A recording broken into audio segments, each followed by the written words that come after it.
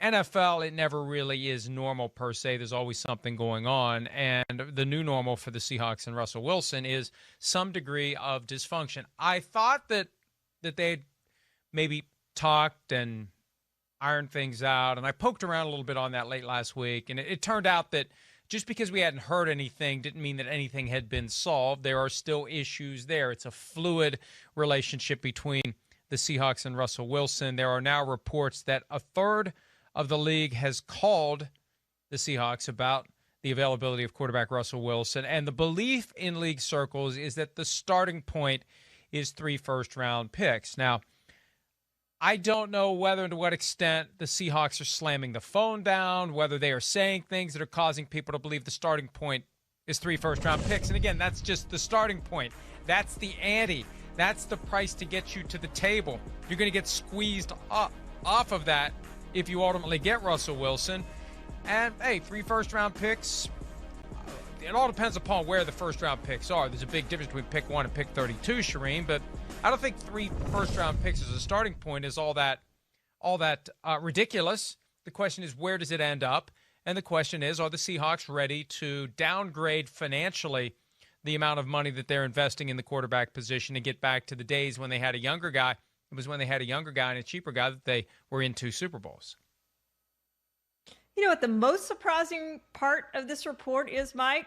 That only a third of the league has called. What's the rest of the league doing? I mean, come on, make a call. If they hang up on the phone on you, they hang up the phone on you. If they say we're not trading him, they say we're not trading him. But why wouldn't you call? Why wouldn't you make an offer to the Seahawks? It's the same thing with Houston.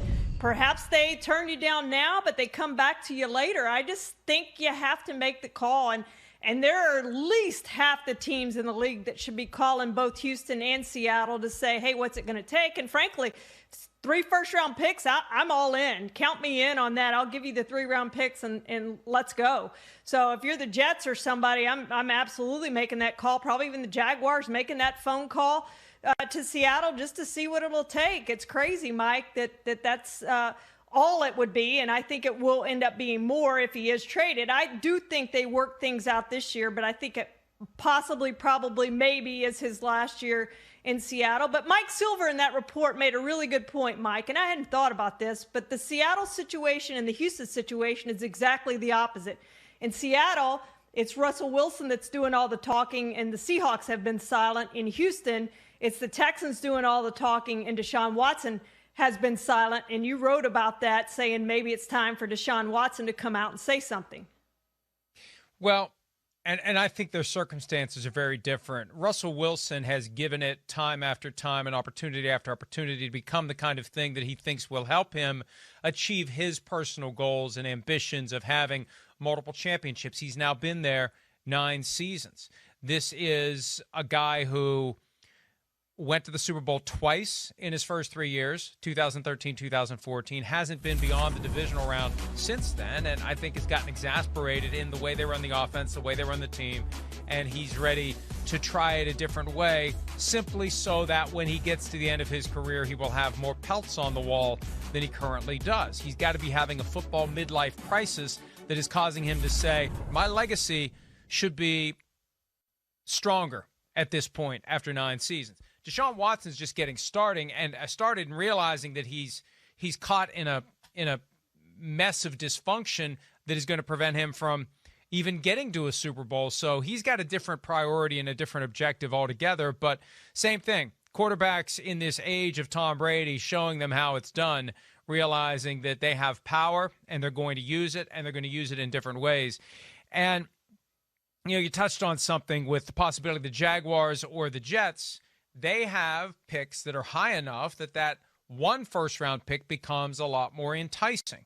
If you're the Jaguars and you're offering the number 1 overall pick, and think back to 2018 when reportedly, and this is something that Chris Sims started a year or two ago and others have glommed onto it, the Seahawks talking to the Browns about the possibility of Wilson to Cleveland 3 years ago for the number 1 overall pick.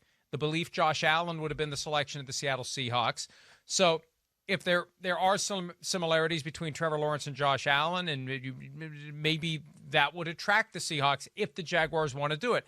The other wild card in that, though, would Russell Wilson want to go to Jacksonville. If it came down to Jacksonville versus New York, Jacksonville versus New York. When you consider his lifestyle, when you consider his spouse, Ciara, New York is going to be preferred to Jacksonville, and that's relevant because Russell Wilson has a no-trade clause. But again, early first-round picks, far more attractive than later first-round picks. And if the Patriots show up and offer three first-rounders, that's far different than the Jets or the Jaguars, who can give a high first-rounder right now at a time when the Seahawks could then take that pick and turn it into a quarterback who would be under a wage scale rookie deal for 5 years, with much less paid over those 5 years than what Russell Wilson is currently getting.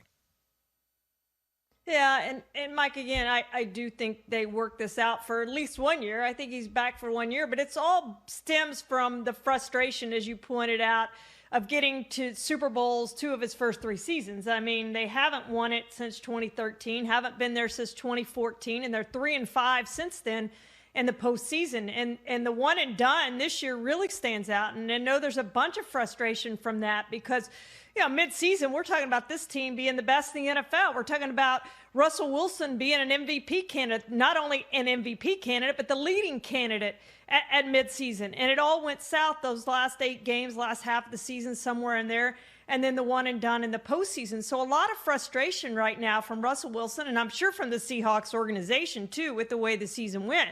They didn't expect it to end like it did. It did. It ended far too soon in their minds. Should not have lost to the Rams in the first playoff game. And now here they sit trying to figure out how to make this a better team going forward. And Russell Wilson's got to be a part of that, Mike, to give you a chance to go do what you think you have the team to do. Now, they do need some upgrades, especially on defense and in the offensive line, as he's pointed out.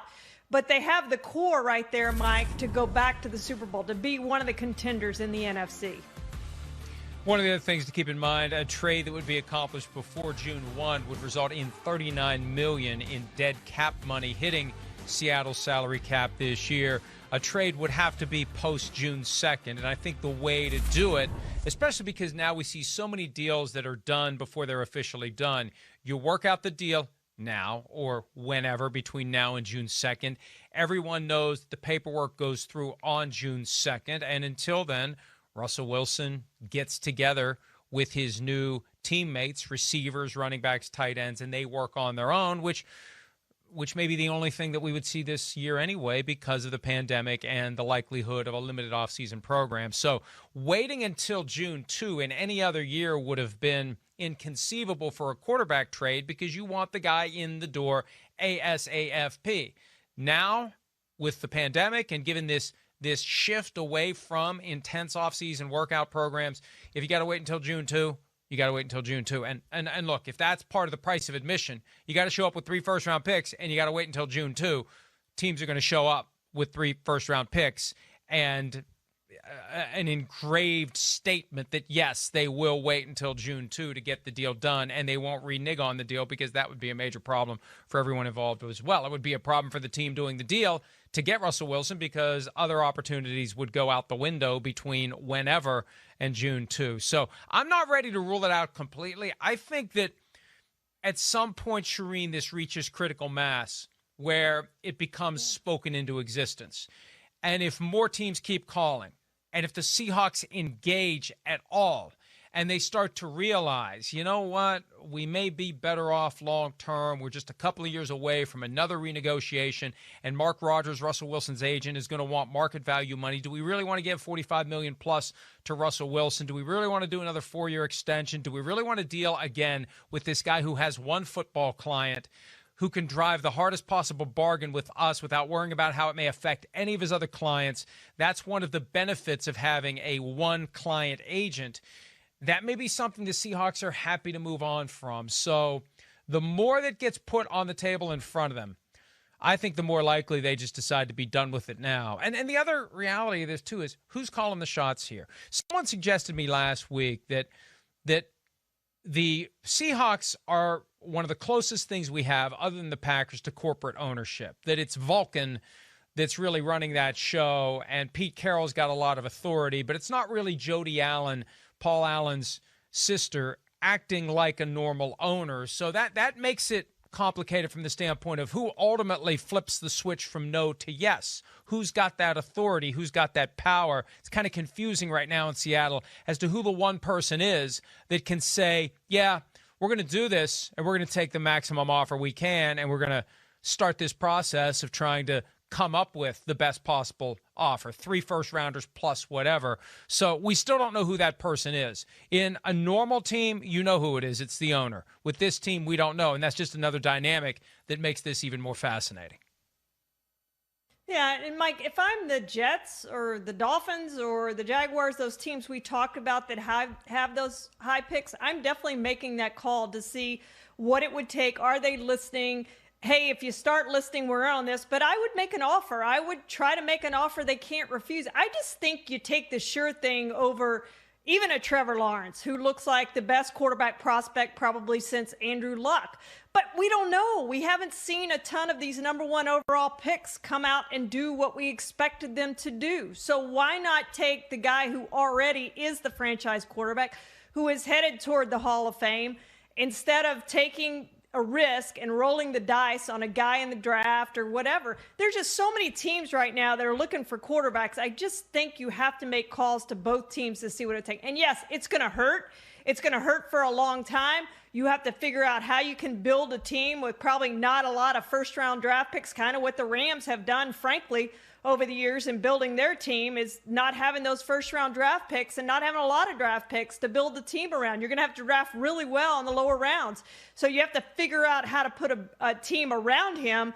But if you need a franchise quarterback, and we know more than half the teams in this league do, they're looking to upgrade, even teams like San Francisco with Jimmy Garoppolo, I just think you make that call, Mike.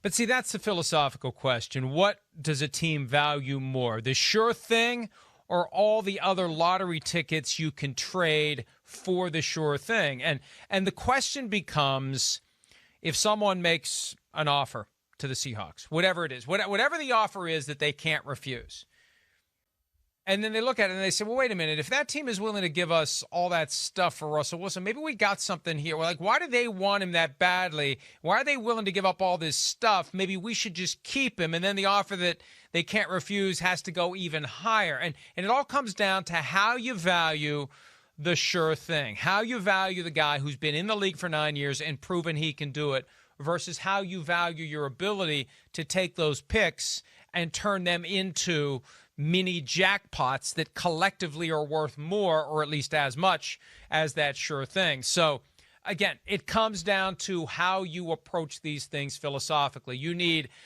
a team that is willing to give up a lot of stuff from a draft capital standpoint for the sure thing, and you need a team that is willing to trade in the sure thing with the confidence / hubris that they can take those draft picks and completely revitalize a team. It's not going to be easy to do.